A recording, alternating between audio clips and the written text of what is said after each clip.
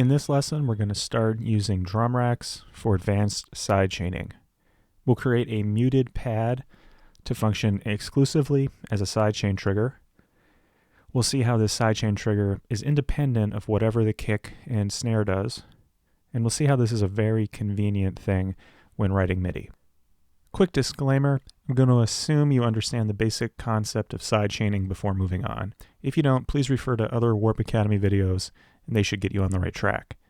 At the very least, however, know that sidechaining very much helps drums cut through and be loud in your mix. So I love using drum racks for sidechaining because you can use a single pad to function only as a sidechain trigger, also known as a sidechain key or sometimes a sidechain source, which is sick because you don't have to use your kick drum as your sidechain source, as is the most common traditional method. So let's first add a sample, and I'm going to add this one that I've very creatively named Sidechain.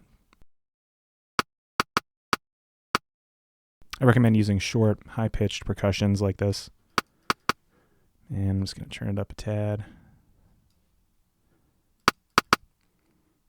Okay, I'm just going to rename it Sidechain Trigger to be crystal clear. Okay, now we're going to mute this pad. Obviously, we can't hear it, but it can still act as a sidechain trigger later on in the process. So now we have a pad whose sole function is being a sidechain trigger. This is awesome because with this pad muted, we can now go into our MIDI and program this trigger totally independently of whatever the kick and snare are doing.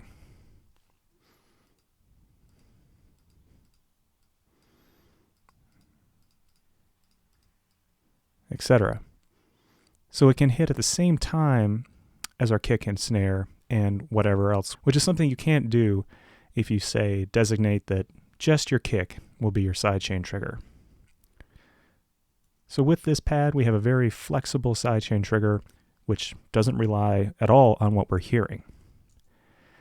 And finally, I really love this technique because we can program the MIDI for our sidechain trigger in the same MIDI clip as all our other drum information. So we don't have to be flipping back and forth between other MIDI clips and being all confused. We can just have everything right here. Whatever rhythm I want to program for the sidechain trigger, it's as easy as just clicking above. All our MIDI info is in one clip. We have the drums we're hearing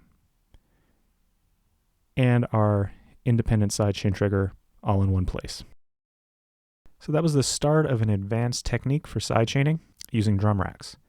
We added a sample to a pad, then muted it. Now that pad can be a sidechain trigger independent of the kick drum. And you can program the sidechain MIDI along with the other drums all within the same MIDI clip.